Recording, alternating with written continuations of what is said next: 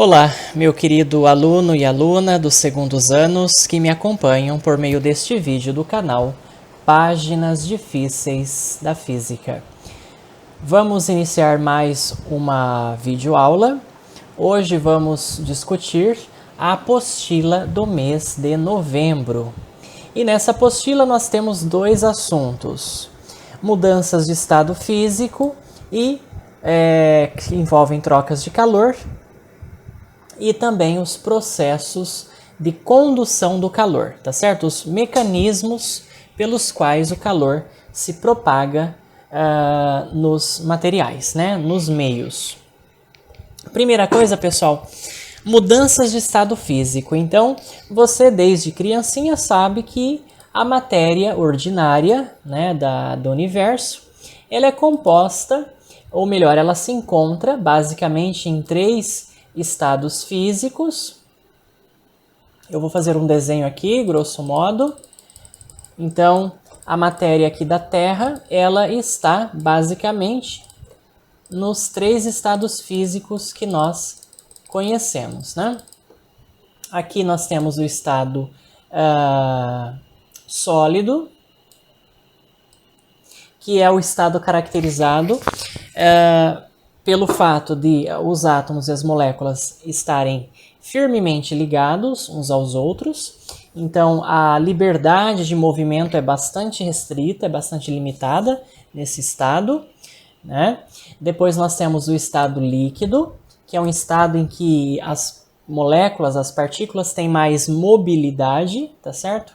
E o estado gasoso é aquele em que praticamente não existe força mais de interação entre os átomos e as moléculas, e elas têm um movimento bastante caótico, bastante randômico, tá certo?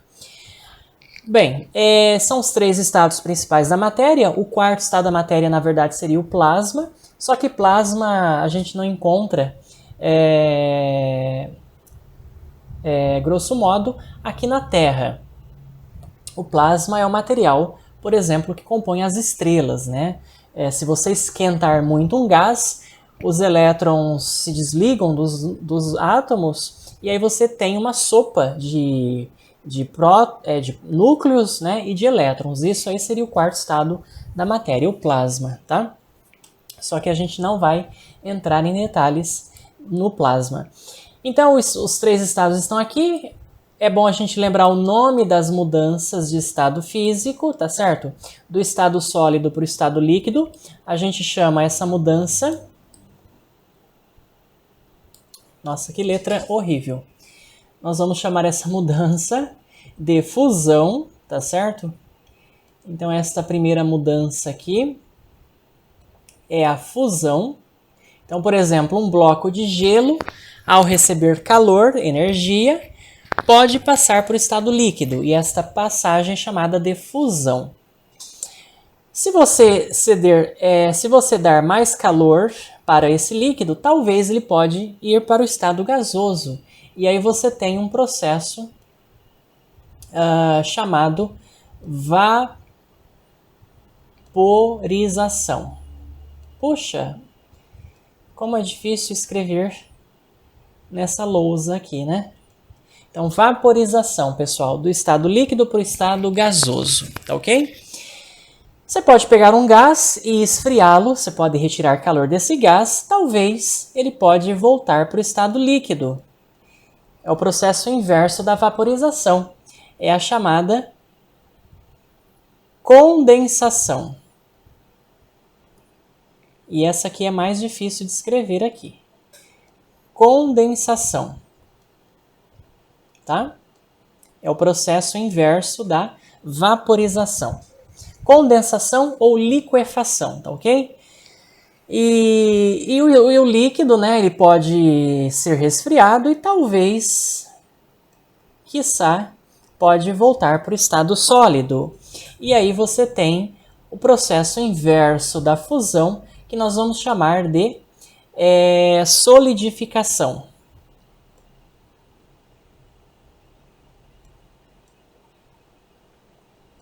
Solidificação, que é o processo inverso da fusão, tá ok?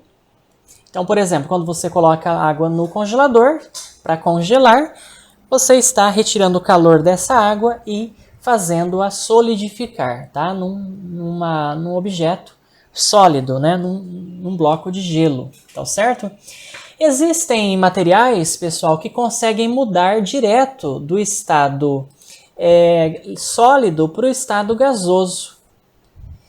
E o nome da passagem do estado sólido para o estado gasoso, ou vice-versa, ou do gasoso para o sólido, é o que nós chamamos de sublimação, tá certo? Então, existem substâncias, né, existem materiais que sofrem a sublimação. Isto é, eles sublimam. Por exemplo, naftalina, tá? Sabe a naftalina?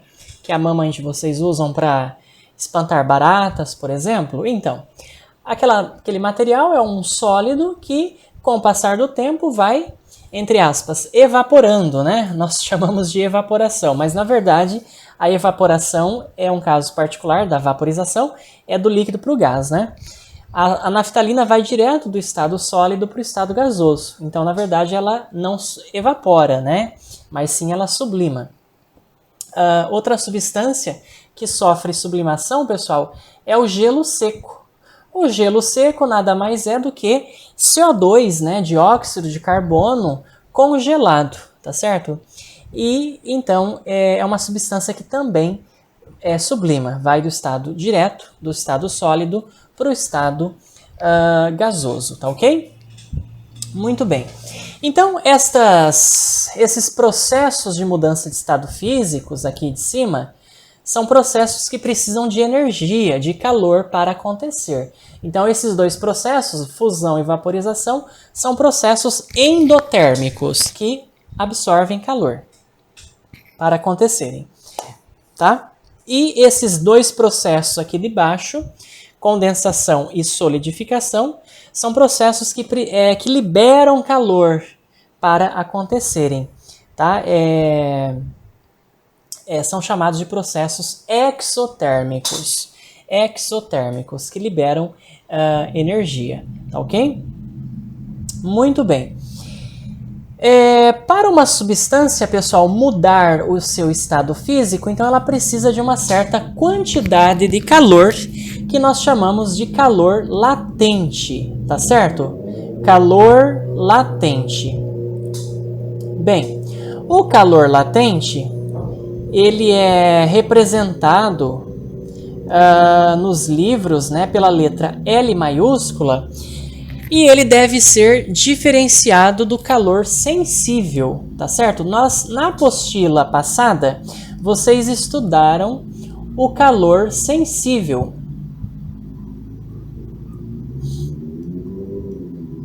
O que é o calor sensível? O calor sensível é aquele calor necessário para mudar a temperatura de uma substância.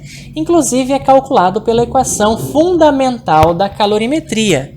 Quantidade de calor igual massa vezes o calor específico vezes a variação, a diferença de temperatura. Tá? Isso aqui é para o calor sensível.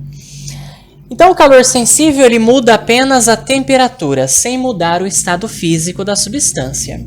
O calor latente, pessoal, é o calor responsável por mudar o estado físico. Então, esse calor latente, ele muda, né, o estado físico da substância. Eu vou chamar de F, estado físico, tá? Ou a fase da substância. Então, existe uma quantidade de calor necessária, por exemplo, para o gelo derreter. Esse é o chamado calor latente do gelo, tá? No caso do gelo, né, da água, o calor latente de fusão do gelo é 80 calorias por grama. Se você quiser derreter, né, fundir 1 grama de gelo, você precisa fornecer 80 calorias de calor, 80 calorias de energia. A água, para ela passar para o estado de vapor, né, para o estado gasoso, já eu vou explicar melhor para você a diferença entre um gás e um vapor, ela precisa de 540 calorias por grama.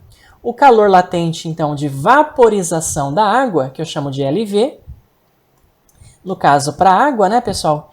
Isso aqui é 540 calorias por grama. Quer dizer que para eu transformar 1 grama de água em vapor, eu preciso fornecer 540 calorias, tá? Então anotem isso aí, esses valores aqui são para a água, tá ok? Isso vale para substância que é a água, tá ok, pessoal? Muito bem, a apostila de vocês mostra lá a formulinha para calcular o calor latente. O calor latente, L, ele é definido como sendo a quantidade de calor, ΔQ, necessária para mudar o estado físico de uma certa massa M. Então, se você dividir o ΔQ pelo M, que é a massa da substância, você acha o calor latente. Então, esses valores aqui que eu mostrei para vocês são valores medidos experimentalmente. Sabe-se do laboratório que 1 grama de gelo tem que fornecer 80 calorias para derreter e 1 grama de água precisa fornecer 540 calorias para virar vapor, tá ok? Então, esse é o calor latente. Espero que vocês tenham entendido esse resumo que eu fiz aqui. E agora eu vou discutir rapidamente a questão dos diagramas de fase para vocês. A apostila não traz os diagramas de fase, mas eu vou comentar de forma muito rápida, que volta e meia aparece, né, no Enem, no vestibular, e é um assunto que você precisa dominar. Antes de mais nada, pessoal, deixa eu só explicar para vocês que durante uma mudança de estado físico, a temperatura não varia, tá? Desde que a pressão permaneça constante. Então anotem isso no caderno de vocês. Isso é uma lei da mudança de estado físico. Durante uma mudança de estado físico, a temperatura permanece constante. Eu vou apagar aqui. Eu não preciso disso aqui mais. Então, durante uma mudança de estado físico, a temperatura não muda, tá certo? Então, se você tiver uma pedra de gelo, enquanto todo o gelo não derreter, a temperatura do gelo não muda. Nós sabemos que a temperatura para o gelo derreter, né, virar água líquida, é em torno de 0 graus Celsius, a 1 atmosfera de pressão. Enquanto todo o gelo não derreter, a temperatura não varia de 0 graus Celsius. A mesma coisa para a água em ebulição. Enquanto toda água não sofrer ebulição, a temperatura não varia de 100 graus Celsius, tá? Existe um gráfico que sintetiza tudo isso. É um gráfico de temperatura em função do calor recebido por uma substância. Então aqui, por exemplo, eu tenho gelo, por exemplo, vamos supor que eu tenho água, né? No estado sólido. Aí esse gelo, então, ele começa a receber calor, ele vai mudando de estado físico, né? Aqui a temperatura é 0. Quando todo ele virar água líquida, aí a temperatura dele começa a subir, tá? Até, por exemplo, se ele chegar a 100 graus Celsius, se essa água líquida chegar a 100 graus Celsius, então ela vai começar a mudar de estado físico. Durante a mudança de estado físico, a temperatura, ó, vocês estão observando, ela permanece constante, que é esse degrauzinho aqui, né? E aí depois, eventualmente, a temperatura volta a aumentar. Então, pessoal, nesse intervalo aqui, ó, que eu estou circulando de verde, são os trechos em que você tem mudança de estado físico. Aqui você tem sólido mais líquido, né, em equilíbrio. E aqui você tem líquido mais vapor, tá? Não precisa ser necessariamente para água, pode ser para qualquer substância. E aqui você tem só o sólido, aqui você só tem o líquido, e nesse trecho você só tem o gás ou vapor, né? Então esse aqui seria uma curva, né, de aquecimento para uma substância, tá certo? No caso aqui para a água, as temperaturas de fusão é 0 e de ebulição é 100. Isso muda de substância para substância. Cada substância tem uma temperatura específica, por exemplo, de mudança de estado físico, né, numa determinada pressão. A gente sabe que para a água, 1 atmosfera, ela muda do sólido para o líquido a 0 graus Celsius e do líquido para o gasoso a 100 graus Celsius, né? Se você muda a pressão, você vai mudar essas temperaturas, tá? Então, não esqueçam isso, durante uma mudança de estado físico, a temperatura permanece constante. Logo a seguir, vocês vão ver alguns experimentos, né, que mostram isso. Por exemplo, lá no experimento, o professor Cláudio Furukawa vai mostrar que a temperatura de fusão do mercúrio, né, que ele solidificou por meio do nitrogênio líquido, durante o aquecimento permanece constante. Enquanto todo mercúrio não se transforma em líquido novamente, a temperatura permanece constante, tá ok, pessoal? Então, experimento belíssimo, vocês vão assistir já já. Bom, o que mais que eu tenho que falar para vocês de mudança de estado físico? Vamos lá. Eu preciso falar um pouquinho agora sobre diagramas de fase, tá certo? Diagramas de fase ou diagramas de estado físico. Então, eu falei para vocês que a matéria, né, em geral na Terra, a matéria ordinária, ela está nos 3 estados físicos possíveis. Ela pode se encontrar em 3 estados físicos possíveis. Eu vou fazer aqui um gráfico de pressão em função da temperatura. Então, existem gráficos, pessoal, que são chamados de diagramas de fase, que tem mais ou menos essa forma aqui, ó. Eu vou mostrar para vocês, porque isso de volta e meia está nos livros, né? Então, ele tem 3 regiões, tá? Essa região aqui é a região da fase sólida, tá certo? Essa região aqui, né, que está entre esse Vzinho, digamos, é a região da fase líquida. E essa região aqui é a região da fase de gás, tá certo, pessoal? Região gasosa. Bem, essas curvas que eu desenhei para vocês, elas têm nomes, tá? Essas curvas que delimitam essas 3 regiões têm nomes. Por exemplo, essa curva aqui é a chamada curva de fusão, né? Ou curva de solidificação, porque ela... essa aqui é a curva de sublimação, porque ela separa a fase sólida da fase gasosa, tá? Lembrem que a sublimação é do sólido para o gás ou vice-versa. Essa curva aqui é a curva de fusão ou solidificação, que separa a região sólida da fase líquida. E essa outra região aqui é a curva de vaporização, pessoal, ou condensação, que separa a fase líquida da fase gasosa. Existem 2 pontos aqui que eu quero chamar a atenção de vocês. Existe esse ponto, que é o chamado ponto triplo, ou ponto tríplice, tá certo? PT. Cuidado, não é Partido dos Trabalhadores, tá? PT é o ponto tríplice, ou ponto triplo. É um estado de temperatura e de pressão em que as 3 fases da substância coexistem em equilíbrio. Você pode ter ao mesmo tempo a fase líquida, a fase sólida e a fase gasosa. A água, por exemplo, tem uma certa temperatura e uma certa pressão que você pode deixar a água nas 3 fases ao mesmo tempo. Fase sólida, fase líquida e fase gasosa, tá ok? Geleiras, por exemplo, a gente pode observar isso, tá? E esse ponto aqui, pessoal, é um outro ponto que eu quero chamar a atenção de vocês, que é o chamado ponto crítico, tá certo? O que é o ponto crítico? O ponto crítico é onde termina a minha curva de vaporização ou condensação. Essa curva aqui em azul, ela termina aqui, no ponto crítico. Acima do ponto crítico, meus queridos, nós temos gás, a fase gasosa. Ah, professor, e abaixo do ponto crítico? Abaixo do ponto crítico é a região que nós vamos ter vapor. Está aqui a diferença entre vapor e gás. Ora, mas qual é a diferença, afinal de contas, né? O vapor é uma fase da matéria em que, se eu aumentar a pressão, ele pode voltar para o estado líquido, pessoal. Se, por exemplo, eu aumentar a pressão aqui nesse sentido, ó, não é assim que aumenta a pressão? Né? Que eu posso fazer? Eu posso fazer o vapor voltar para o estado líquido. O gás não.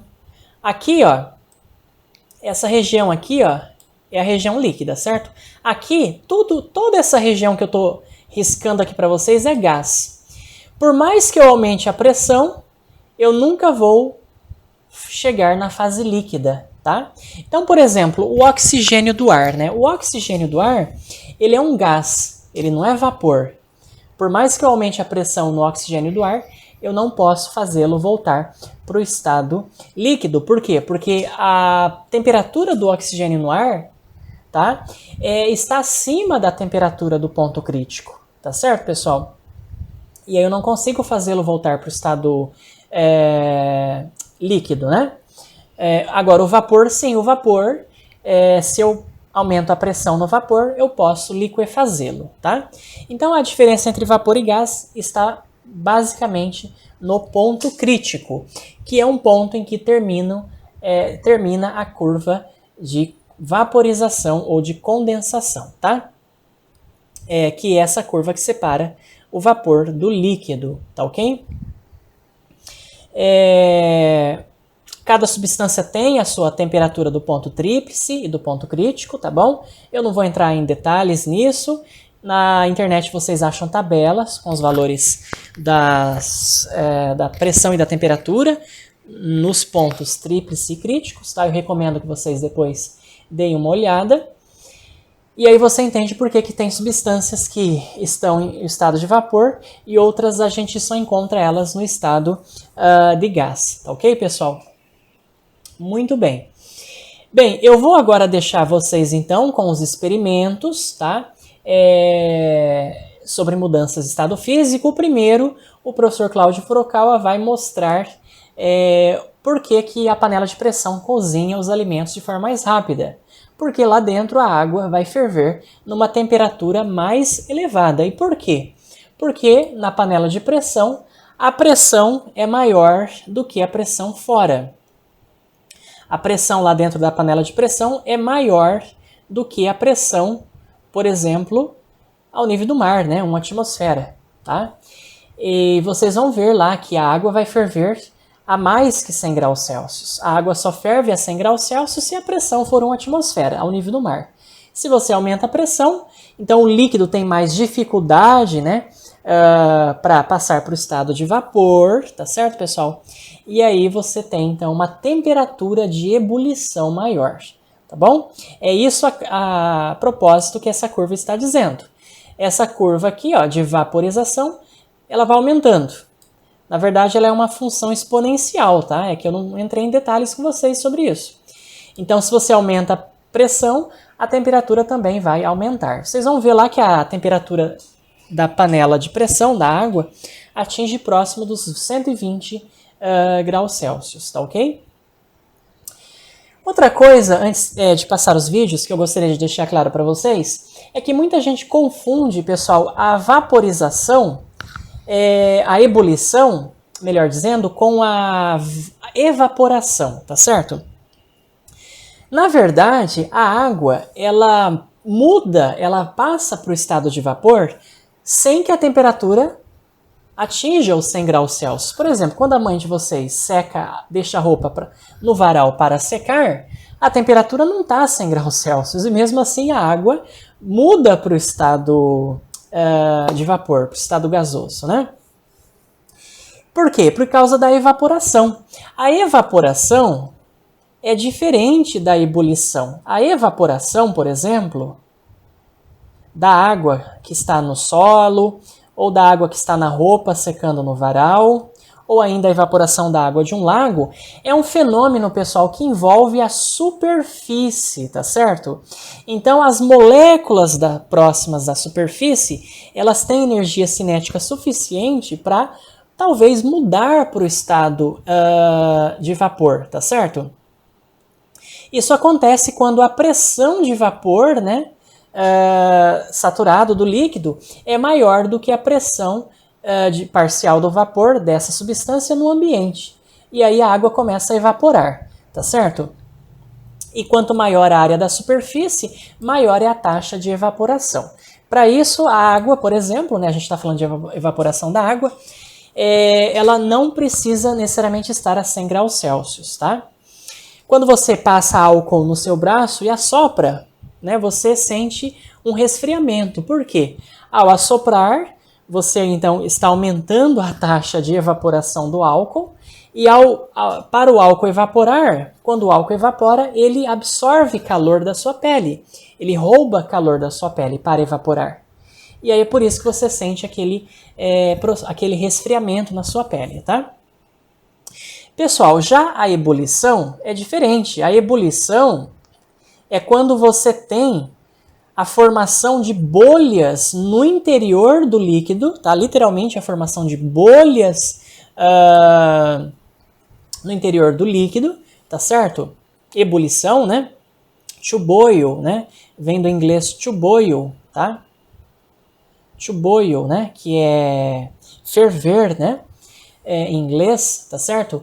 Você tem a formação de bolhas no interior do líquido, que é quando acontece o quê? A pressão de vapor saturado do líquido acaba sendo maior do que a pressão externa sobre o líquido. E aí essas bolhas de vapor elas escapam da superfície, ou seja, o líquido ferve, né? O líquido está fervendo. Para isso, a água no caso da água, deve chegar a 100 graus Celsius, tá certo? E aí a uma atmosfera, claro. Então a temperatura de uma mudança de estado físico, não esqueçam, ela depende da pressão, tá? É isso que esse gráfico, né, de mudança de estado físico está nos dizendo.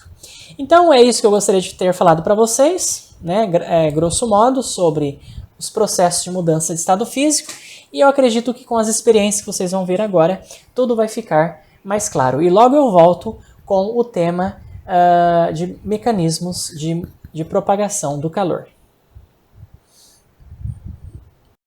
Trouxe aqui um pouco de feijão que está cozinhando na panela, né, para mostrar como é que funciona, né, a panela de pressão, né? Isso, Cláudio, muito interessante. Ele vai fazer uma segunda experiência. Então, sem mais delongas, vamos lá, Cláudio. Ok. Bom, a gente deixou já a panela pré-aquecida, aqui dentro tem água, né? E a ideia aqui é mostrar a utilidade da panela de pressão, né? Aumentar a temperatura de ebulição, né? Como é que eu faço isso, aumentar a temperatura de ebulição? É só aumentar a pressão na qual essa água está submetida. Então, se você aumentar a pressão no interior da panela, a temperatura de ebulição também se aumenta. Tá? Se aumentamos a temperatura de ebulição, ou seja, a temperatura da água em ebulição não vai mais ser 100 graus, vai ser acima disso, os alimentos cozinham mais rapidamente. Então, essa que é a ideia da panela de pressão. Então, só para recapitular, né? Ao aquecer, né, na verdade, em última análise, você vai aumentar a pressão aqui dentro da panela, exatamente. né? É por isso que essa panela chama panela de pressão, né? O efeito vapor, né? Mediante o vapor, né? Muito bom. E como é que você regula essa pressão, né? Como é que eu consigo fixar uma pressão aqui para essa panela? É através dessa válvula aqui, né? Essa válvula, ele tem um certo peso. E se você abrir essa válvula, inclusive todo mundo pode fazer isso em casa, abre a válvula, né? Tira aqui a válvula, e ele vai ver que ele tem um bico que vai sobre um furo. Né? Ele vai sobre esse furo aqui.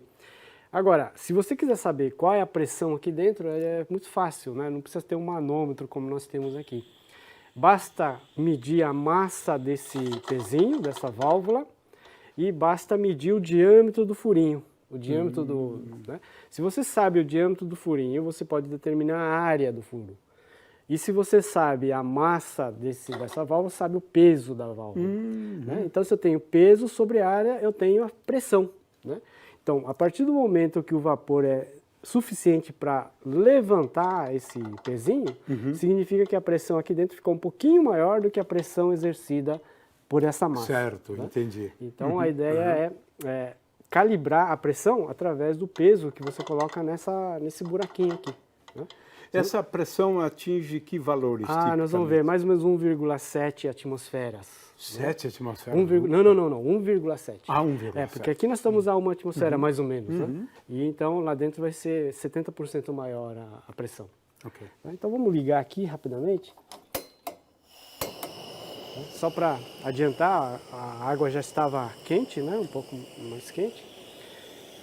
Então a gente pode ver que já está começando a sair vapor, só que a pressão lá dentro não é suficiente para levantar Ainda, o pezinho ainda. Mas daqui a pouco ele chega, né? Ele chega. Tá.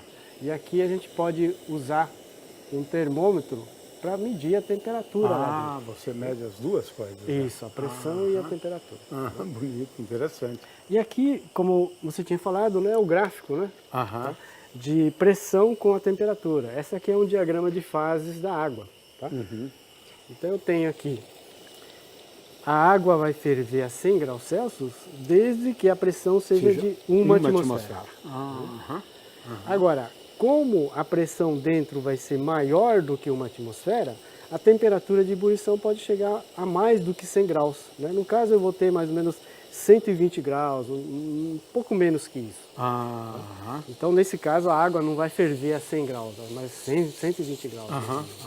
Por causa da pressão que ele está sendo submetido. Interessante. Então a gente pode observar aqui. Também acaba funcionando como uma válvula de segurança, né? Segurança, exatamente. Se ela entope, é realmente muito perigoso. Aumenta mesmo, claro, e às vezes explode a panela. Sim.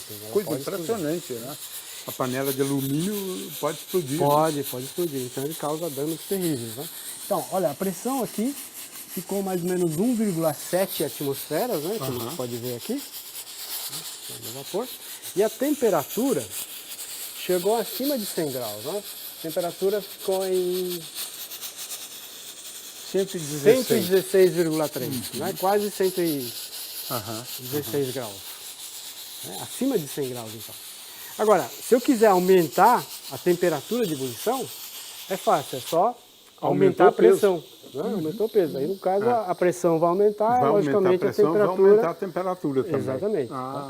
Só que tem uma segurança. Cada panela ela é feita de acordo com a válvula que ele tem. Quer dizer, eu não posso colocar um peso muito grande aqui, vai aumentar a pressão. Não pode colocar nada sobre ela, né? Porque senão você vai ter problemas. Exatamente. Então, cada panela, depende da espessura das paredes, depende da segurança que ela tenha, você pode aumentar, né, a pressão controlando esse peso aí.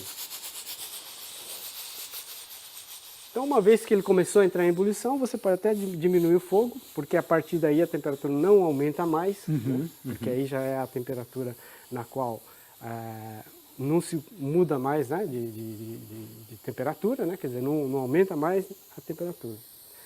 Bom, agora vamos para uma outra experiência, que agora nós vamos fazer a água ferver a temperatura menor do que 100 graus. Que ali foi acima de 100 graus. Bom, então para isso a gente vai usar um reservatório de água, né? Um vidro bem fino, que tem água, tá? E uma seringa. Então, qual que é a ideia? A ideia é primeiro esquentar essa água aqui. Então, como nós estamos em São Paulo, né, a temperatura de ebulição da água aqui em São Paulo é da ordem de 98 graus. Aqui não é 100 graus, né, porque a pressão atmosférica aqui é menor do que a pressão... porque estamos acima do nível do mar, né? Exatamente, né, uma certa altitude. Se nós formos para La Paz, na Bolívia, a temperatura de ebulição lá é bem menor, né, chega a ser 70, 80 graus. Então, se você for tomar um chá de coca com... a água fervendo, você vai tomar e vai achar que está morno o chá, né?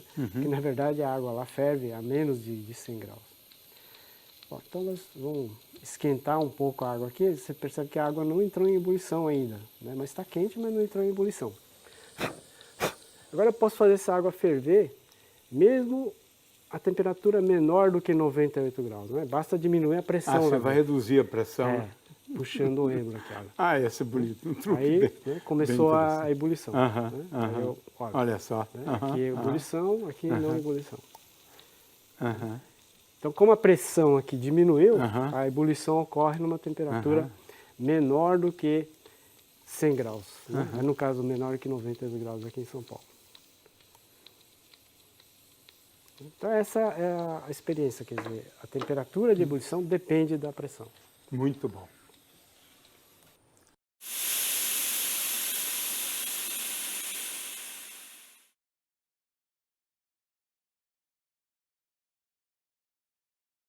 Para esta demonstração usaremos um tubo aberto com ampola esférica feita de vidro, um copo com água e uma pequena lamparina com álcool. Iniciaremos a experiência acendendo a lamparina com álcool, que será usada para aquecer a ampola de vidro.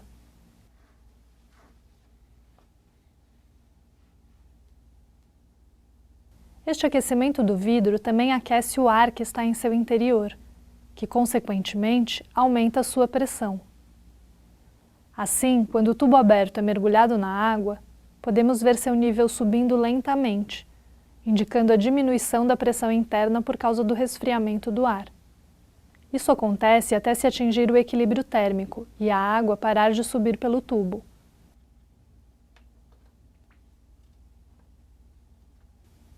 Em seguida, deixamos um pouco de água dentro da ampola e novamente aquecemos a ampola até a fervura da água, que observamos pelo vapor saindo do tubo. Agora, ao mergulharmos o tubo na água, podemos verificar algo inesperado. A água penetra na ampola com muita rapidez, praticamente preenchendo todo o volume interno. Esta demonstração ilustra o que ocorre na mudança de estado físico da água, de vapor para líquido, chamado de condensação. A água, quando muda do estado gasoso para o estado líquido, diminui o seu volume em mais de 1.200 vezes. Além disso, quando a água foi fervida dentro da ampola, o vapor ocupou praticamente todo o espaço interno, expulsando o ar que estava contido ali. Consequentemente, com o resfriamento, o vapor se transformou em líquido, que além de diminuir a pressão interna, fez a água ocupar todo o espaço da ampola. Este foi um fenômeno bastante utilizado e aplicado em máquinas térmicas para se retirar águas de poços e de minas de carvão, servindo como bombas de vácuo.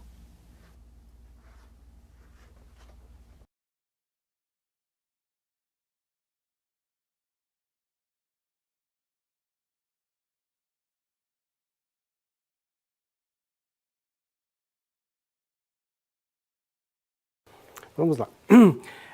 Para isso nós vamos usar mercúrio, né? Mercúrio é esse líquido, na verdade é um metal no estado líquido à temperatura ambiente, né? São poucos, né, os metais, a maioria deles, ele está no estado sólido à temperatura ambiente, né? O mercúrio não, o mercúrio ele está líquido à temperatura ambiente. Para virar sólido eu preciso resfriá-lo, né? Resfriá-lo a mais ou menos 37, 38 graus abaixo de zero. Abaixo de zero. Abaixo de zero. E para isso a gente vai usar nitrogênio líquido, né? Então nitrogênio líquido, bom, o ar nosso, a atmosfera é composto de nitrogênio basicamente, né? Quase 70% é nitrogênio. Para liquefazer o nitrogênio, eu preciso resfriar o ar, né? Então aqui eu tenho, nós chamamos isso de ar líquido, né? Na verdade, né? Olha só. Isso aqui é o nitrogênio que está na forma gasosa, né? E que resfriado se torna líquido, né? Então aqui a gente pode observar que ele praticamente evapora, né? Rapidamente em contato com a mesa. Então nós temos aqui um termopar dentro do mercúrio, para medida de temperatura, né? E aqui a temperatura do mercúrio. Então aqui estamos com 20,6 graus, né? E nós vamos mergulhar o mercúrio dentro do nitrogênio.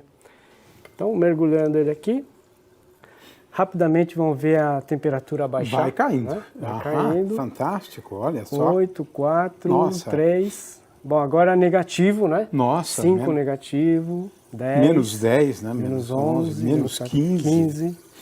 Né? Menos 16, menos 20, menos 26, 29, 30, 31, 35, 36. Olha, 36,7 36,8 e a temperatura se estabilizou. Agora estabilizou. Estabilizou. Agora ele está sendo transformado. Olha aí. As duas fases, né? As duas Eu tenho fases. Tem líquido, ainda as duas fases. Tenho as líquido e duas sólido. fases. Mas Exatamente. a temperatura permanece a mesma, A né? mesma. Durante a transição de fase. Né? Exatamente, né?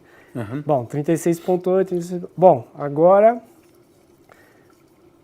de novo voltou a cair. Né? Uhum.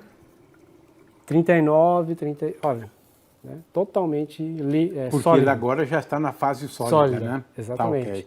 Agora é calor sensível, né? Aham, Então agora ele só está mudando a temperatura. Interessante, muito interessante. Menos 70 graus, menos 76, menos 80 e assim por diante, né? A temperatura vai caindo cada vez mais.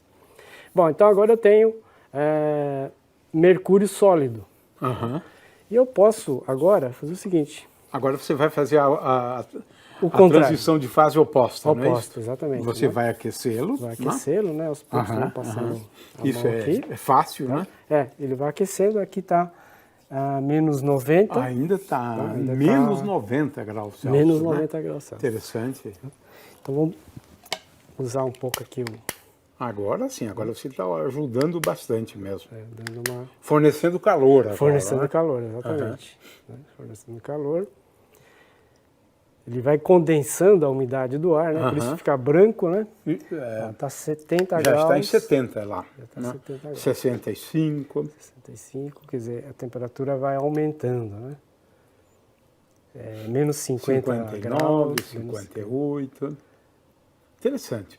Então, agora 49. Estamos nos aproximando da temperatura crítica, Crítica, sim, Uhum, exatamente.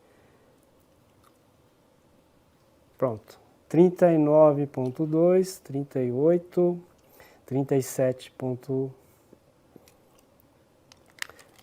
36,9, 36,8. Temos as duas fases Agora aqui. temos as duas fases. Uma parte sólida e uma parte líquida, Líquida. coexistindo. Coexistindo. Né? Uhum. E agora, mesmo que eu forneça calor, a temperatura... A temperatura permanece constante. 36 né? pontos, ela não se... Encerrada a transição de fase, aí acabou. Aí acabou, exatamente. Aham. Então aqui eu tenho agora, né, praticamente todo o mercúrio no estado líquido. Então daqui para frente a tendência dele aqueceu, a temperatura aumenta. Aumenta, É isso, né? exatamente. Aqueceu, a temperatura aumenta. Isso, Não é o caso durante a transição de fase. Né? exato. Né? Essa era a Ele ideia, absorve então. uma certa quantidade de calor, né? Na realidade, para quebrar ligações. Né? Isso, Isso isso exatamente. que Esse é o é calor fundamental. Né? O calor está sendo utilizado pela substância. Sim, Não é isso? exatamente. Mas não para aquecê-lo durante a transição de fase. Né? Exato. É só para quebrar as ligações. Né? Isso aí é bem interessante porque em casa, quando você está fervendo uma panela com água, se você está na transição de fase, a água virando vapor, a água começou a ferver, nesse caso você pode diminuir o fogo da chama. Porque nesse caso não adianta você fornecer mais calor, a temperatura não vai aumentar. Não, se for para esquentar, não. Exatamente. Então, nesse caso, você, para economizar gás, você diminui, né? Deixa no mínimo, para exatamente, porque você sabe que agora a temperatura não vai subir mais, né? Então não adianta... Isso é bem da experiência, né? Porque todo mundo observa, né? Isso. Que a temperatura permanece a mesma. né? Não vai cozinhar mais rápido, né? Okay. Vamos agora falar de outra transição de fase, né? Agora a fase vapor para líquido, né? O Cláudio agora vai falar da liquefação do oxigênio, né? Esse que existe aí é bastante abundante na realidade, né? Na atmosfera terrestre, né? De forma que ele vai então exibir essa transição de fase, sempre lembrando que algumas transições de fase são fáceis de observar, mas muitas vezes é muito difícil né, explicar. Né? Às vezes é muito difícil. Né? A formação das gotículas, né? Isso é uma dinâmica bastante complexa na realidade. Mas o Cláudio vai ilustrar isso muito bem. É uma outra transição de fase, gás para líquido. Né? Sim. Então, a nossa atmosfera, né, a grande maior grande parte é de nitrogênio. Só que a gente não usa nitrogênio para sobreviver, quer dizer, a gente usa oxigênio, né? Na reação, o nosso organismo necessita de oxigênio, né? E o oxigênio está presente na combustão, né? Então, para produzirmos oxigênio, né, nós vamos colocar aqui nitrogênio líquido. Então, nitrogênio líquido nessa... Você está derramando nitrogênio líquido aí. Exatamente. Dentro da latinha. Dentro da latinha, exatamente. Ok. Né? Então a latinha vai se resfriar. Bom, aí ele vai ficar uma temperatura... Muito menor. E não sei se você observa, Gil, tá caindo umas gotas aqui, olha. Tá vendo? Umas gotinhas, né? Alguém diria, deve ser água que tá, né? Que a latinha tá furada, talvez não, mas a latinha não tá furada, né? Tá se formando um líquido aqui. Dá para ver aqui. Dá para ver. Né? Olha que interessante.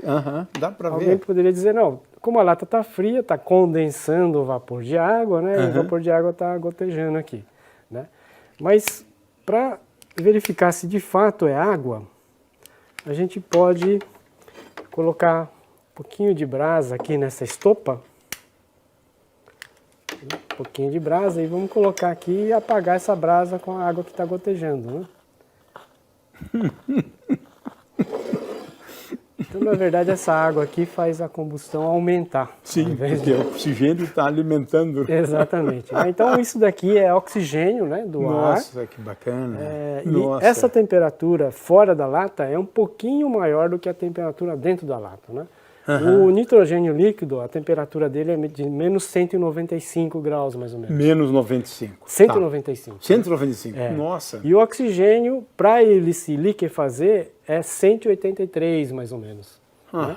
Então, a espessura da lata, essa tinta aqui, é o suficiente para dar essa temperatura de 183 graus. Né? Exatamente a temperatura. Muito bonito. E aí acaba aqui formando oxigênio líquido, né?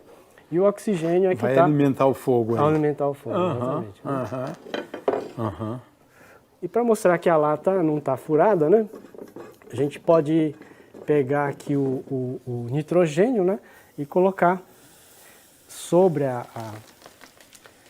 brasa, né? E o nitrogênio, na verdade, ele apagou a chama, né?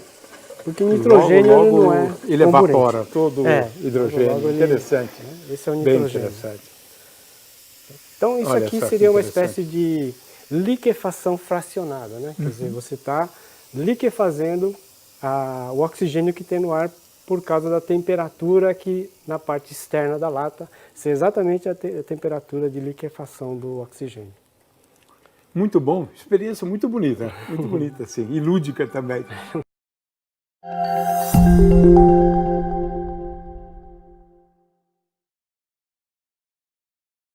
Demonstrações simples, né?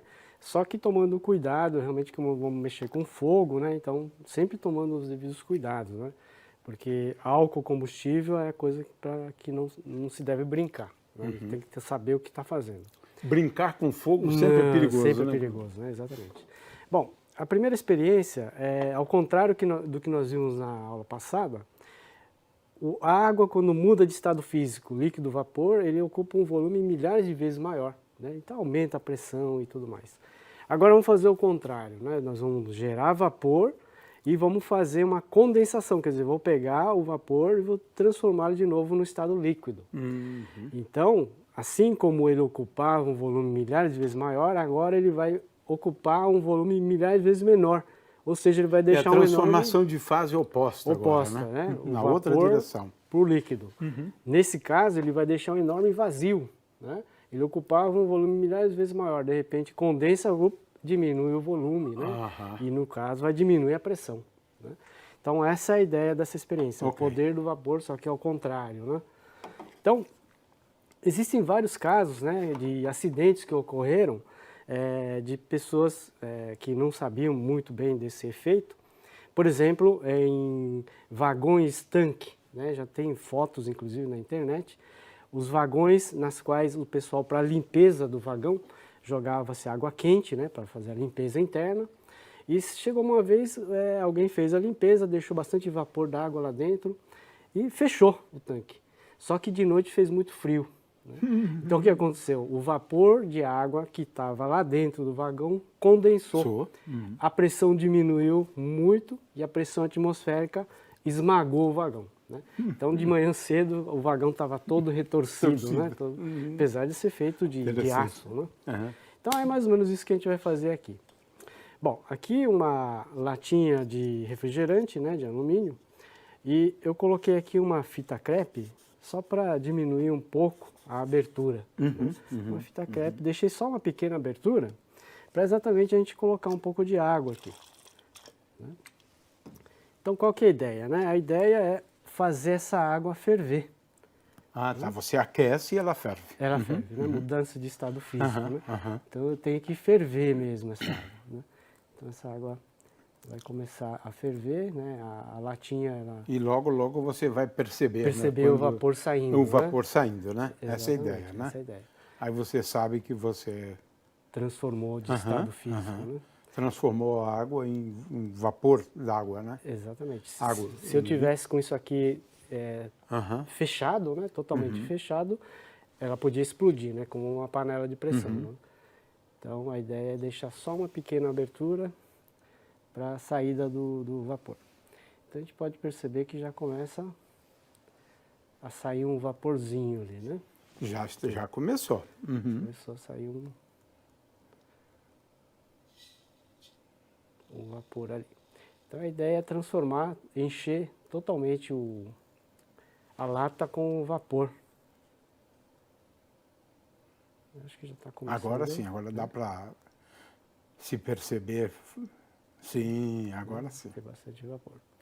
E a ideia é resfriar essa lata muito rapidamente, colocando nessa água.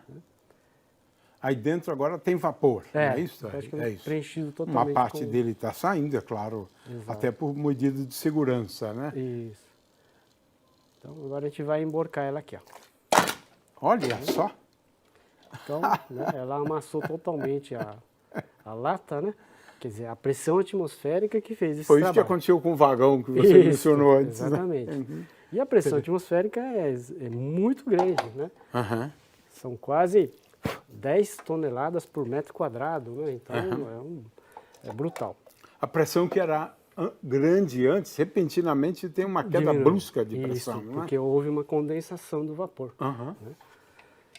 Bom, a outra experiência que também é necessário ter cuidado, né? É usar esse garrafão de água. Né? Esse garrafão de água ele é bem resistente. Né? Se você quiser tentar amassar, né? Ela não é muito fácil de amassar. Sem dúvida. Mesmo com os braços, né?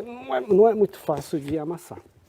Agora, a gente consegue fazer essa garrafa amassar usando apenas a palma da mão. Né? Então a ideia é usar álcool. Então o álcool aqui. Então a gente coloca um pouco de... E ele vai evaporar. Aí. Isto, a ideia é transformar esse álcool aqui, né, Tá. em vapor.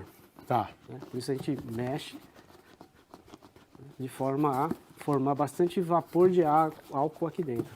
Tem aí vapor de água aí dentro agora. Vapor de álcool. Isso. Aí dentro. Exatamente. Ok. Então, tendo uma mistura boa de vapor de álcool com o ar, com o oxigênio do ar, né? Eu tenho uma ótima mistura combustível, né? Para fazer pegar fogo. Então, eu tenho aqui Aí álcool. você vai queimar agora o álcool aí dentro. Exatamente. Ok. Esse aí. Bom, aí consegui amassar, né? Totalmente a garrafa. Apenas usando a palma da mão. Essa experiência é bonita também, Cláudio. Sim, mas tem que tomar o cuidado, né? De enquanto estiver pegando fogo aqui, não colocar a mão, né? Porque você bota, na verdade, fogo no álcool, né? Isso, é claro que exatamente. tem pouco lá, mas mesmo assim faz uma Você enorme vê que- diferença, né? Exatamente. Poder calorífico muito grande, né? Do álcool.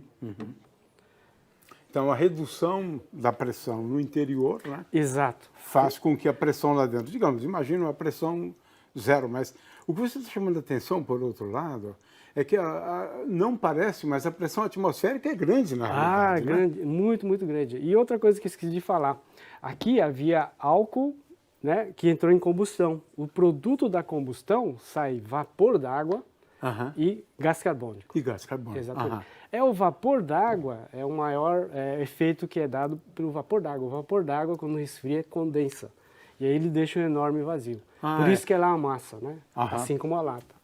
Então, porque é o você vapor d'água que provocou havia. uma reação de combustão, na verdade. que do gerou álcool, vapor né? d'água. Né? Tá. Não, mas essa experiência é interessante justamente para chamar a atenção, né, para a pressão atmosférica. Porque sim. a gente não se dá conta, né, na verdade, de que ela é grande na realidade. Olha só o que ele fez com esse galão aí, tá certo? Exatamente. Muito bom, Cláudio, muito bom mesmo. O conceito é da umidade relativa do ar, né?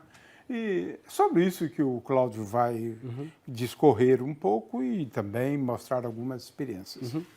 Bom, na verdade, a umidade relativa do ar ela se tornou bastante importante nos dias atuais por causa do conforto térmico, né? Então, às vezes, numa mesma temperatura, dependendo da umidade relativa, se torna agradável ou um ambiente super desagradável, apesar da temperatura ser a mesma, né? Então, essa é a tal do conforto térmico. Depende também da velocidade do vento, se estiver num lugar fora, né? Agora, o vento vai favorecer na evaporação, né?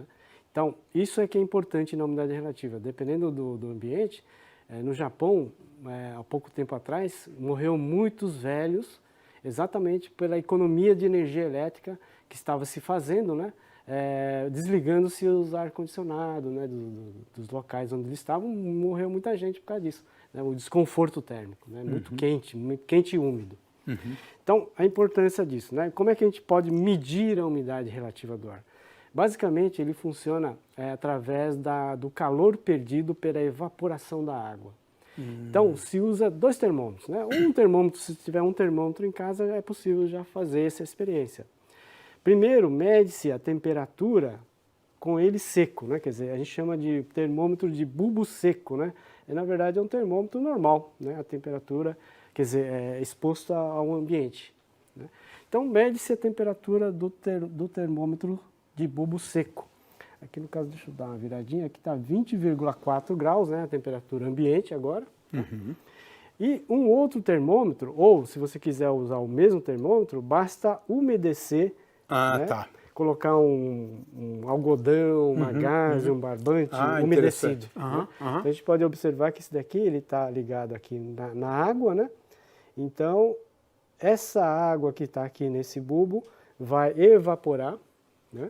E conforme ele evapora, ele vai roubar calor. Né?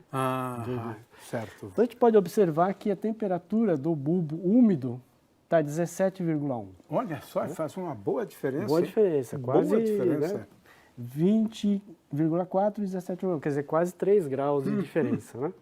Agora, quanto maior a umidade do ar, menos vai evaporar. E menos vai retirar calor. Né? Então, se a temperatura desse termômetro for igual a esse, se não houver diferença de temperatura, quer dizer que não está evaporando nada. Ou seja, a umidade relativa a 100%. Né? Então, seria dentro de uma sauna, por exemplo. Bom, e para a gente determinar a umidade relativa, a gente usa uma tabela. Né? Essa é uma tabela empírica, uma tabela experimental, né? Uma tabela chamada tabela psicrométrica. Né? Então, essa tabela, dado a diferença de temperatura entre o bulbo seco e o bulbo úmido, e aqui a temperatura do bulbo seco, a gente pode determinar a umidade relativa. Tá? Por exemplo, a diferença entre o seco e o úmido agora está 17 para 20, né? Mais ou menos 3 graus. 3 graus. Então, eu vou aqui na coluna 3 graus. Né? E a temperatura do seco é 20,2, 20 graus. Então, eu vou aqui na linha 20. 20 até encontrar a coluna 3. Então, 74%. Né? 74% é a umidade relativa. Até que é relativamente simples, né? Simples. Usar 2 termômetros. Exatamente. Né? Ou um termômetro, basta medir o seco, depois umedecer e mede a temperatura. Né? Interessante. Então, através disso, você pode descobrir a umidade relativa, se está muito úmido, se está muito seco. O problema é que pouca gente tem essa tabela, mas você encontra na internet. Sim. Não é? Muito Com fácil. certa facilidade. Muito fácil. Muito bom. Entendemos esse conceito. Muito obrigado, Cláudio. Muito bem, meus queridos, estamos de volta. Então, vocês assistiram diversos experimentos muito interessantes sobre calorimetria. O primeiro mostrou como que funciona uma panela de pressão, qual é o princípio físico por trás da panela de pressão, né? Aumentando-se a pressão, aumenta-se a temperatura de mudança de estado da água, né? Do estado líquido para o estado de vapor. Depois, o próximo experimento que você viu foi o da condensação de água, né? A água, ela, ao ser condensada, diminui o seu volume mais de 1.200 vezes. Isso diminui a pressão, produz vácuo, e esse princípio foi utilizado, por exemplo, para retirar água das minas de carvão na Inglaterra do século XVIII, na época da Revolução Industrial. Quando estudarmos termodinâmica, a gente vai voltar nesse assunto.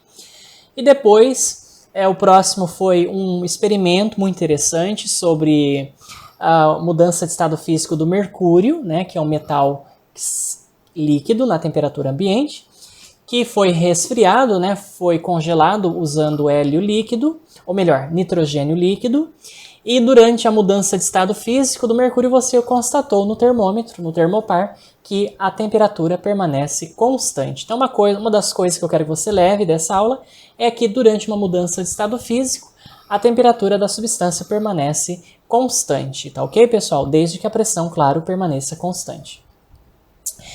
Depois, o outro experimento que você assistiu foi o experimento sobre o galão, né, o garrafão. É possível amassar, sim, né, um garrafão de água usando apenas a palma da mão. É claro que implicitamente, né, ludicamente. É claro que quem esmaga o galão é a pressão atmosférica, porque quando o vapor de água lá dentro, que veio da combustão, né, do álcool, esse vapor de água gerado então a partir da combustão, ele se resfria, ele se condensa, diminui o seu volume, diminui a pressão, e aí a pressão atmosférica externa esmaga esse galão. E o último experimento foi um experimento muito interessante para medir a umidade relativa do ar, pessoal, tá? A umidade relativa do ar é um fator muito importante, né, para a nossa vida diária e até para a nossa saúde, e ela é calculada através de um experimento muito simples, tá certo? Que inclusive você pode fazer aí na sua casa, tá? Muito bem. Agora nós vamos estudar os mecanismos de mudança de estado físico. Então, na apostila de vocês, nós temos os mecanismos de transmissão de calor, pessoal. O calor, como forma de energia, então ele se propaga, né? Esses são os imprevistos, né? Para as aulas online. O calor, então, ele se propaga por 3 mecanismos básicos, que é a condução, a convecção e a irradiação. O primeiro processo é a condução de calor. A condução é um processo pelo qual o calor se transmite ao longo de um meio material por meio da vibração, da agitação entre as partículas, os átomos e as moléculas. Tá? As moléculas mais energéticas, que têm maior temperatura, transmitem energia cinética, tá certo? Para as menos energéticas, menor temperatura. Em geral, a condução ocorre nos sólidos, tá ok, pessoal? Em geral. E nos metais, mais ainda, né? Os metais, eles são bons condutores de calor, tá certo? Então, quanto à condução, nós temos 2 classes de materiais, os condutores e os isolantes. Os metais, em geral, são bons condutores de calor, tá certo? Bons condutores de calor. Enquanto que os isolantes, né, existem materiais, por exemplo, o isopor, são maus condutores de calor, são isolantes térmicos, tá ok? Isopor, borracha, lã e amianto, tá certo? Amianto é uma outra substância também que é isolante. Cada material tem um parâmetro chamado condutividade térmica, pessoal, condutividade térmica. E aqui você vê uma tabela com algumas condutividades térmicas de alguns materiais. A condutividade térmica em watts por metro Kelvin. Alumínio 210, cobre 390. Desses materiais aqui, o melhor condutor que nós estamos vendo é a prata, né? A prata aqui, ó, dentre esses, é o melhor condutor de calor. Melhor ainda do que o cobre, tá certo? Ok? E o pior aqui condutor de calor que nós estamos vendo é o isopor. Olha, o isopor é 0,01 watts por metro Kelvin, tá? A condutividade térmica é muito baixa, tá certo? Logo a seguir você vai ver um experimento que envolve a condução, a condutividade térmica, né? Se eu deixar uma pedrinha de gelo em cima de um pedaço de madeira e um outro em cima de um pedaço de alumínio, o que a gente vai esperar, né? Em qual situação o gelo, vocês acham, vai fundir, né? Vai derreter primeiramente, tá certo? Bem, então aguarde o experimento, tá? O próximo mecanismo, pessoal, de transmissão de calor é a convecção. A convecção ela ocorre mais com líquidos e gases, como consequência da diferença de densidade entre diferentes partes do fluido, né, do fluido. Por exemplo, quando você coloca água para esquentar numa panela, a parte inferior da água esquenta mais, então ela se dilata, fica com densidade menor e ela sobe, tá? Então existe uma corrente ascendente e a água que está mais em cima está mais fria, ela é mais pesada, ela desce. Então essas correntes que se criam no interior dos líquidos e dos gases são as chamadas correntes de convecção, pessoal, que são correntes de matéria, né, de material, devido a diferenças nas densidades provocadas pelas diferenças de temperatura. Tá? Isso explica porque, por exemplo, o ar-condicionado é colocado na parte superior, né, dos cômodos. O ar mais frio ele é mais denso, ele desce, e o ar mais quente, que está embaixo, ele é menos denso, ele sobe. E aí resfria e o ciclo continua. Geram-se correntes de convecção que são responsáveis pela distribuição, né, de energia interna para uniformizar a temperatura de todo o ambiente. Tá? Os refrigeradores, idem.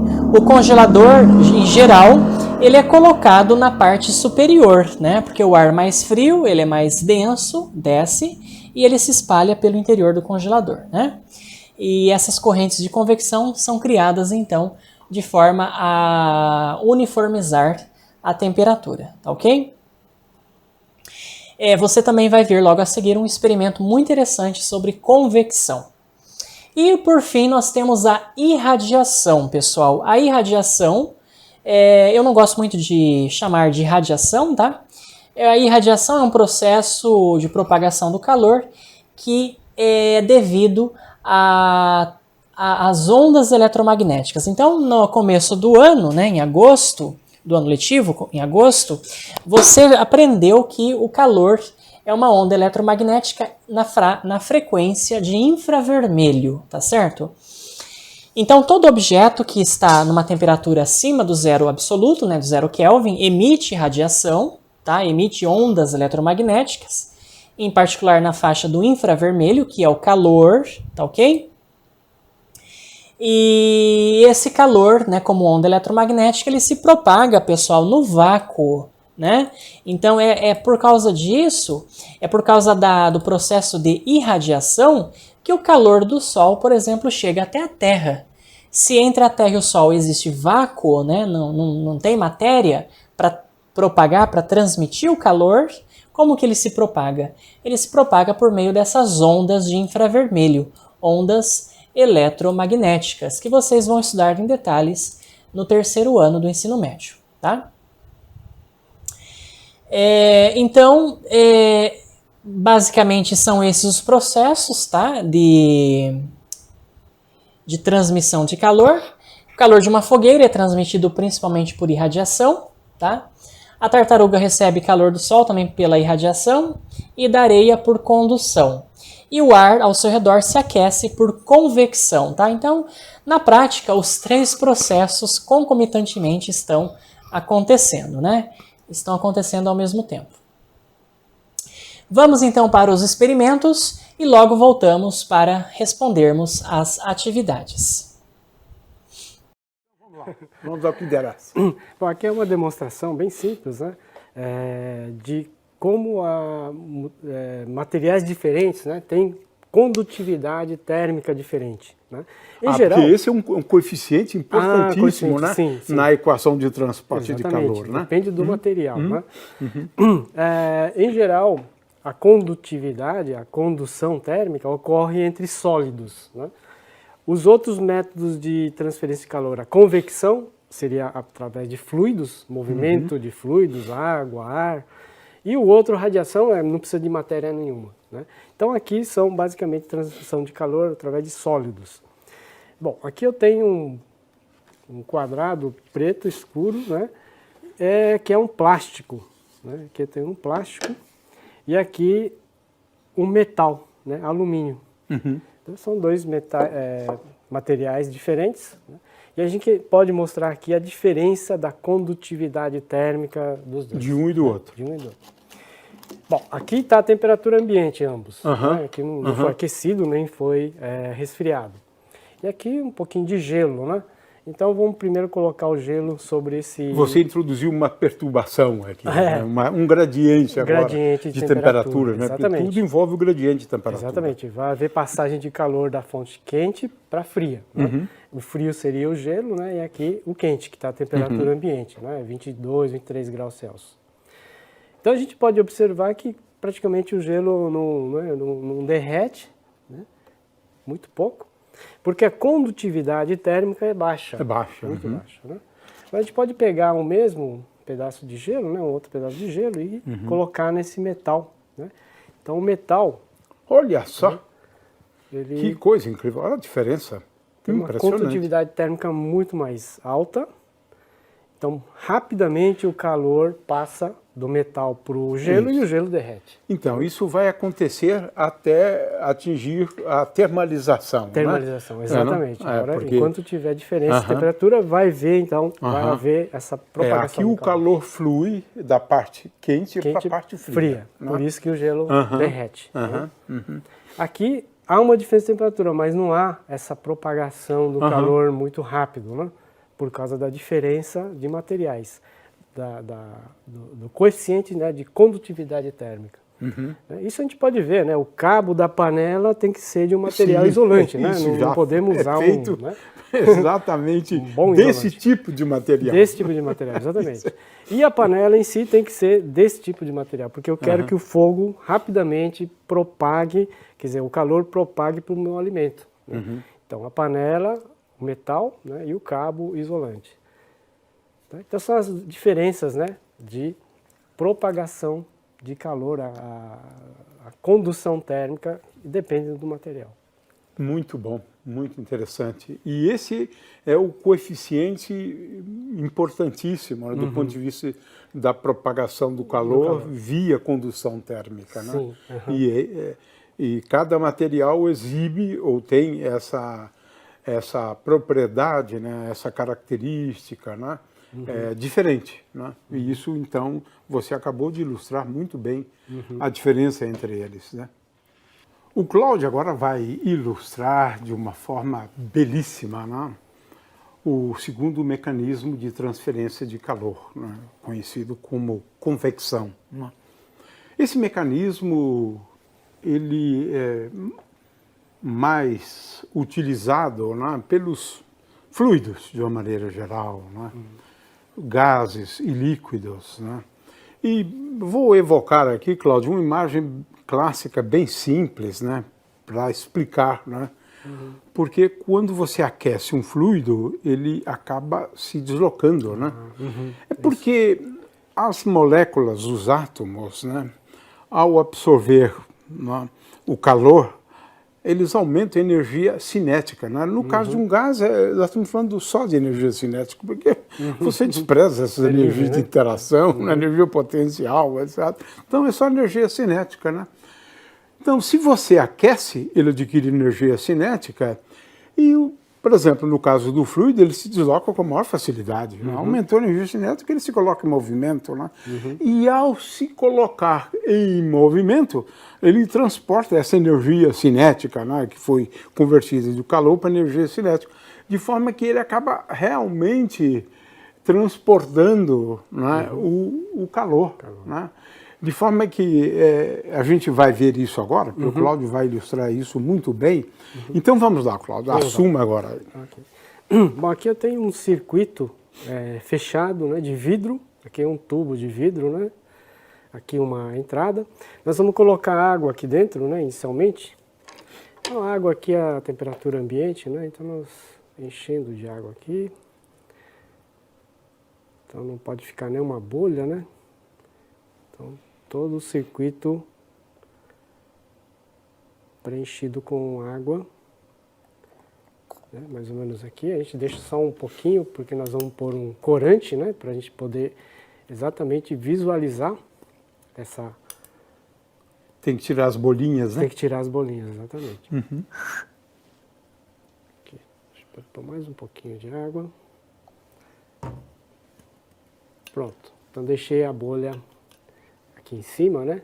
Então, circuito de água. E a ideia então agora é colocar uma gota de corante aqui, um corante azul. Para visualizar o movimento? Movimento, né? Exatamente. Então aqui é corante alimentício, né? Usado, bem imaginativo aí. Então a gente coloca o corante aqui. E fica até mais bonito, né? Olha lá, né? E a ideia é aquecer um dos lados aqui do circuito. Antes de mais nada, vamos ver a temperatura aqui. Né? Vamos ver a temperatura aqui nesse ponto, né? A temperatura aqui. E pode monitorar aí Exatamente, 22, né? o aumento da temperatura, né? Isso, 22,9 graus é a temperatura aqui nesse ponto, né? Então vamos agora colocar uma chama aqui, né? A chama vai aquecer esse lado do circuito. Demora um pouco, né, até chegar lá. Não é Exatamente. Então a água quente vai aquecendo, diminui a sua densidade, a olha tendência só, dele é subir. agora você já pode ver o efeito aqui. Isso, no lugar da água quente que subiu, a água fria ocupa aqui o seu lugar. Ok. Né? E aqui a gente pode medir, monitorar a temperatura aqui em cima. Já estamos com 32, 32, 33, está subindo. Está subindo. 34, 35. Veja, aumento da temperatura na parte de cima. Exatamente. Veja que é importante. Isso, o calor chamar tá a aqui. atenção. Claro, começou quente aqui. Não é? E ele está sendo transferido, o calor está sendo transferido Para cá, para exatamente. outras regiões. Né? Isso. Aí no caso do tubo, né? E aqui a gente pode observar, né, que já está 38,5. Começamos com quanto, Cláudio? com 20 e alguma coisa, né? Puxa, com menos de um aumento 30 graus. significativo da temperatura.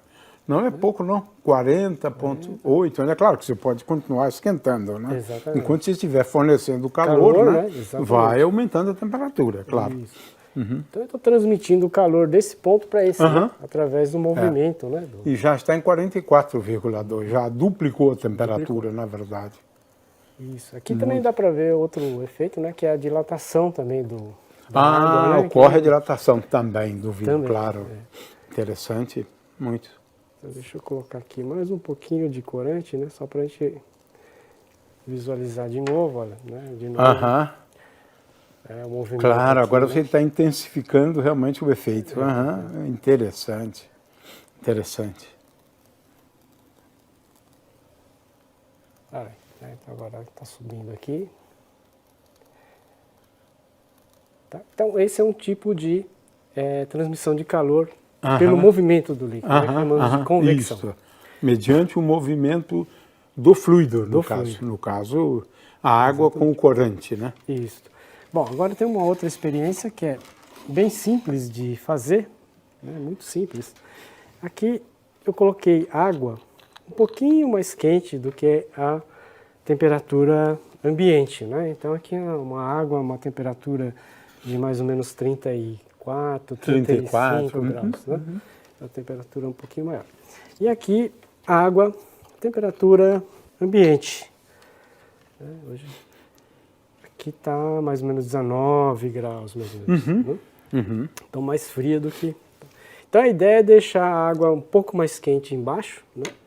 E colocar a água mais fria em cima. Interessante. Tá? Então, para isso a gente usa um plastiquinho aqui de acetato, né? Só para não deixar a água cair. A pressão atmosférica cuida um pouco, Cuida né? um pouco disso, exato. Né?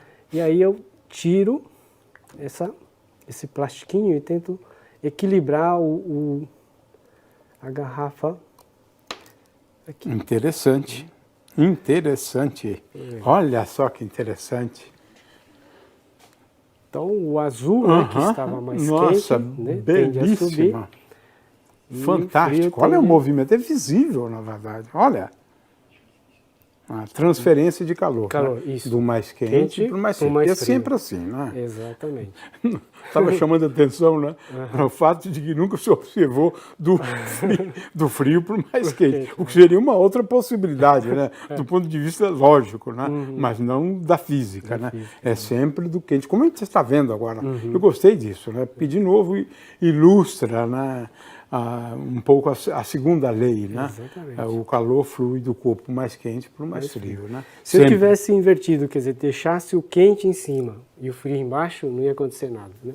Quer dizer, é uma outra possibilidade. Você deixar o corante frio e a água aqui quente. Então, nesse caso, não haveria essa circulação. Tá. A convecção ocorre, então, todo o quente está embaixo e o frio em cima. Então, essa é uma experiência bem simples de fazer. Nossa, é simples e bonita, né? E esse corante aqui, o que é? É o azul que é usado em alimentos, né? Corante alimentício. Usado para fazer doce, bolo. É? Né? Então você pode até ingerir que não faz problema. Não tem problema. Se come muito bolo com corante, né? Na verdade. Isso, na verdade é isso. Ok.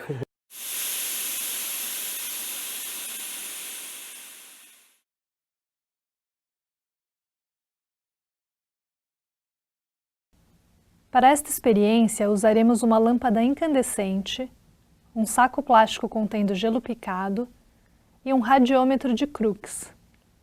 O radiômetro de Crookes é feito com uma ampola de vidro que contém uma hélice feita com placas de mica bem leves, cujas faces são pintadas de preto fosco de um lado e branco do outro, suspensas por um eixo com pouquíssimo atrito. Esta ampola possui um vácuo parcial com uma pressão baixa, bem controlada, que otimiza o efeito de rotação. Ao ligarmos a lâmpada incandescente, se inicia uma transmissão de calor por irradiação, que irá aquecer as placas da hélice do radiômetro. Por ser praticamente um corpo negro, a parte pintada de preto fosco absorve mais a radiação do que o lado branco, que reflete a maior parte da radiação emitida pela lâmpada. Absorvendo mais energia, o lado preto se aquece mais, aumentando a sua temperatura. O aumento de temperatura provoca aumento da agitação térmica do ar rarefeito próximo da superfície da placa, aumentando a sua pressão. Como do outro lado, pintado de branco, a placa não se aquece tanto, haverá menor agitação do ar em suas proximidades. Desta forma, haverá diferença de pressão do ar nas proximidades das superfícies pretas e brancas, que produzirão a força que fará girar a hélice. O que pode ser observado pelo sentido de rotação da hélice, que se dá do lado escuro, onde há maior pressão do ar, para o lado branco, onde há menor pressão.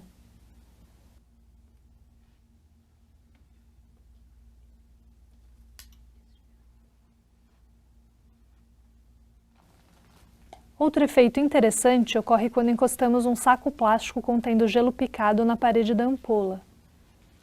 Levando-se em conta que o gelo se encontra numa temperatura mais baixa que o ambiente e que a ampola tende a absorver mais calor do que emite para atingir o equilíbrio térmico, e ainda que um corpo negro também é um bom emissor de radiação, o lado escuro das placas emitirá mais radiação infravermelha do que o lado branco.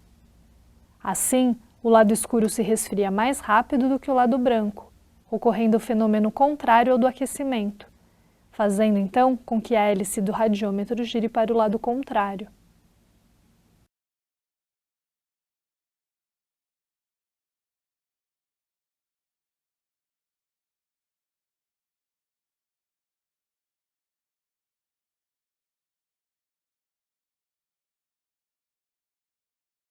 Muito bem, pessoal, estamos de volta, então vamos responder as questões que envolvem esse assunto, tá certo? São exercícios bastante simples e rapidamente nós vamos resolvê-los. A questão número 1 é: se flui calor de um corpo A para um corpo B, então pode-se afirmar que... Então, olha só, o calor ele vai do corpo A para o corpo B. Então, nós já aprendemos que o calor é uma energia em trânsito que sempre vai do corpo de maior temperatura para o corpo de menor temperatura, para o corpo mais frio para o corpo mais quente. Então, é claro que a temperatura de A é maior do que a temperatura de B. Você já elimina já acerta esta questão. Questão de número 2. Ele pede para você explicar o processo de condução de calor. É um processo pelo qual o calor é transmitido de átomo em átomo, molécula em molécula. A partir da vibração desses átomos, a energia cinética vai sendo transmitida paulatinamente para os outros átomos e as outras moléculas. E esse processo ocorre com maior frequência nos sólidos, tá certo, pessoal? Em geral, os metais são bons condutores de calor e os isolantes são péssimos condutores de calor. Por exemplo, o isopor, né? O vidro também, a areia, né? É uma péssima condutora de calor. Diamante, é quase impossível, pessoal, esquentar diamante, tá certo? Porque tem um baixo calor, aliás, um alto calor específico e também é um mau condutor de calor, né? Questão de número 3. Defina o processo de convecção. É um processo que ocorre, em geral, nos fluidos, né, nos líquidos e nos gases, causado pela diferença de densidade, tá certo? Entre diferentes partes do fluido.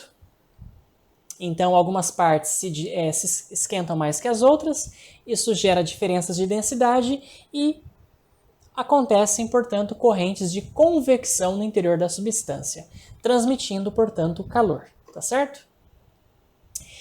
Questão de número 4, defina o processo de irradiação de calor. É o processo de condução por meio de ondas eletromagnéticas. O calor é uma radiação eletromagnética na faixa do infravermelho que se propaga também no vácuo, tá certo? E nos materiais também. Só isso. Questão de número 5, né? No inverno usamos agasalho. Por quê? O frio não passa através dele, pessoal. Na verdade, isso aqui está errado, né? Não existe o frio, tá? Existe apenas energia em trânsito, que é o calor, né? Pode ser considerado um bom isolante térmico. Transmite calor ao nosso corpo? Não. O agasalho não transmite calor ao nosso corpo, né? Permite que o calor do corpo passe através do ar.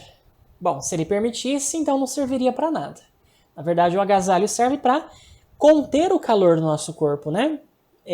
Então, na verdade, ele é um bom isolante térmico e por ser um bom isolante térmico, ele impede que o calor escape, né, para fora, tá certo? Escape para o meio externo. Ok? Por meio, né, da irradiação, tá certo? E também da convecção, né? E também pela condução. Eu falei que os 3 processos acontecem ao mesmo tempo. Questão de número 6, você coloca a extremidade de uma barra de ferro sobre a chama, segurando-a pela outra extremidade. Dentre pouco tempo, você sente, através do tato, que a extremidade que você segura está se aquecendo. Podemos afirmar que não houve transferência de energia no processo. Falsa, né? Existe um processo de transferência de energia, que é a condução, tá certo? Então, a energia se transferiu por meio desse sólido, né, dessa barra de ferro, esse metal, que é o processo de condução, tá ok? Vamos para a questão de número 7. A transmissão de calor por convecção só é possível nos sólidos. Falsa, nos sólidos é condução. Nos líquidos, não só nos líquidos, né? Nos fluidos em geral, né? Por fluidos, a gente entende líquidos e gases, tá ok, pessoal? Então, alternativa letra C, que é a resposta correta. Questão de número 8, da Mackenzie, assinale a alternativa correta. A condução e a convecção térmica só ocorrem no vácuo. Falsa. Condução e convecção ocorrem em meios materiais, não ocorrem no vácuo. No vácuo, a única forma de transmissão de calor é por condução. Falso. A convecção térmica só ocorre nos fluidos, ou seja, não se verifica no vácuo, nem em materiais no estado sólido. Letra D. A irradiação é um processo de transmissão de calor que só se verifica em meios materiais. Não, a irradiação também ocorre no vácuo, né? Letra E, a condução térmica só ocorre no vácuo. Falsa. Então, é claro que vai ser a letra C, pessoal. A convecção é um processo que ocorre em meios materiais, tá? Só que ela não acontece no vácuo e nem no estado sólido. A convecção ocorre em líquidos e gases, tá certo? Em fluidos em geral. Questão de número 9 agora. Se o vácuo existente entre as paredes de vidro de uma garrafa térmica fosse total, propagar-se-ia calor de uma parede para outra apenas por... Bem, nesta questão você precisa entender o funcionamento da garrafa térmica, né? A garrafa térmica, pessoal, vale a pena a gente perder um pouquinho de tempo, investir um pouquinho de tempo aqui. É um recipiente muito interessante. Ela tem, né, aqui várias camadas, tá? Você tem a parte externa e dentro você pode observar que ela é toda espelhada. Então você tem um recipiente espelhado aqui dentro, né? Esse espelhamento é justamente para evitar a perca de calor por irradiação, né? As ondas de calor são refletidas aqui dentro. Nessa camada aqui interna, o ar ele é retirado, então você tem um vácuo, tá certo? Por que esse vácuo, né? Para evitar justamente a perca de radiação por condução e por convecção, tá certo? Então é por isso que a aula do Telecurso 2000, que você deve ter assistido, eles falam lá que a garrafa térmica é um 3 em 1, porque ela evita a perca de calor. É por condução, por convecção e também por irradiação, tá? A garrafa térmica ela também é chamada de vaso de Dewar, tá certo? Vaso de Dewar. Então, se o vácuo, né, entre as paredes de vidro de uma garrafa térmica fosse perfeito, fosse total, mas sempre tem ar, né, na prática, nunca é um vácuo perfeito, propagar-se-ia calor de uma extremidade para outra apenas por irradiação, né, pessoal? Ou por condução, porque a irradiação é o único mecanismo que acontece no vácuo, tá certo? Os outros meios de propagação, condução e convecção, não acontecem no vácuo. Vamos para a questão de número 10 agora. Uma garrafa térmica tem paredes prateadas e duplas com vácuo no espaço intermediário. A vantagem de se fabricarem garrafas térmicas assim é porque as paredes prateadas são altamente refletoras, tá certo? E o vácuo, né, é um ótimo isolante térmico do ponto de vista da condução e da convecção, tá ok? Então elas não absorvem calor, né, as paredes prateadas, claro, ao contrário, elas refletem o calor. Então você já elimina a letra A e a letra C, e a letra D, né,